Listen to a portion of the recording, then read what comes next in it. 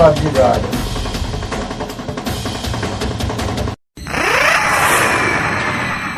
બાપજી રાધા આવી ગઈ છે, આ બધું સાફ કરો.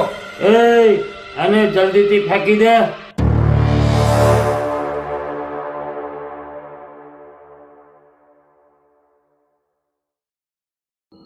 બાપુજી, હાય દીકરી, આવી ગઈ બેટા.